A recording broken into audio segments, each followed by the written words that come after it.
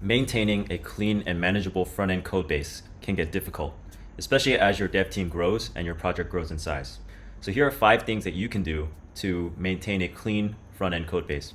Number 1 is define a clear folder structure for your front-end code.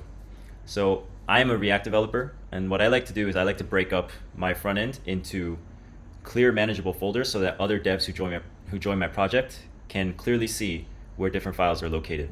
So I usually have a folder for components. These are reusable front-end components that are used throughout the app. I have a folder for pages or views. These are features or pages on the app that the user sees. I like to have a folder for state management. So if I'm using Redux, I'll call this folder Redux, and under this folder I'll store everything I need for state management, like reducers, actions, and stores. Then I like to have a folder called styles that hold my global styles that are used throughout the front end. And I like to have a folder called helpers, which contain helper functions or utility functions that are used throughout my app. But having a clear folder structure will make sure that your team is organized from the very beginning.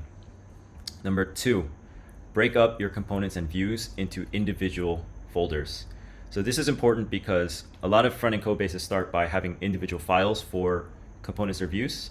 But as the team grows and as standards grow, you'll notice that each component has their own styles, their own unit tests, and having them be broken down into individual folders ensures from the very beginning that these unit tests and styles are modularized for each component or view. Number 3, have consistent style standards. So what I mean by this is, just like how I talked about views or components being modularized, some styling makes sense to keep individual for a component or view. So for example, if you have a custom button component that has its own styling, then you should keep the styling for that custom button component within the folder for that button, because the styles are not used anywhere else.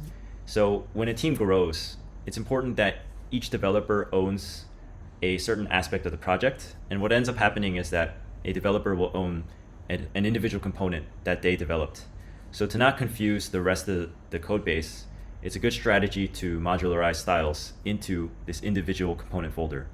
But then again, there are global styles like fonts, brand colors, and these are better kept at the root level of the project in a separate file.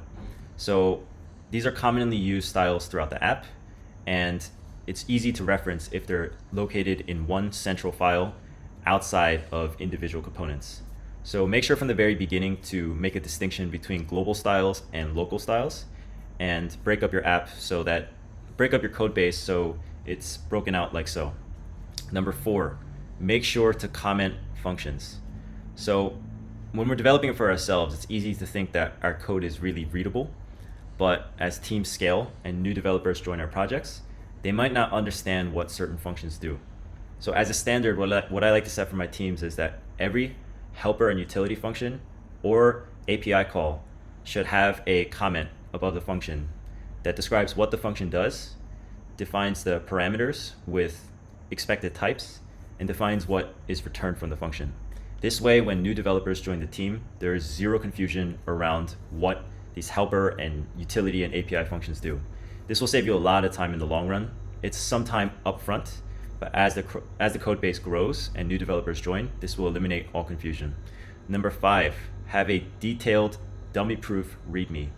So at the heart of any code base at all is a README file that explains things like how to install dependencies, how to actually run the project. But having this as detailed as possible so that you can take any junior developer out of college or out of a bootcamp and they could join your project and get up to speed will reduce the time it takes for you to actually train and remind new team members constantly about how to interact with the code base. You'll save all that time if you just have a detailed README file that has all these intricacies in there. So obvious things to note are how to install dependencies, how to run the project, but I would also add things like CI/CD, how to actually deploy, testing standards, styling standards. So everything else that we talked about in this video, I would add inside that README, and this way new team members will not be confused from day one. If you implement these 5 tactics, you'll be able to maintain a much cleaner and manageable front-end code base.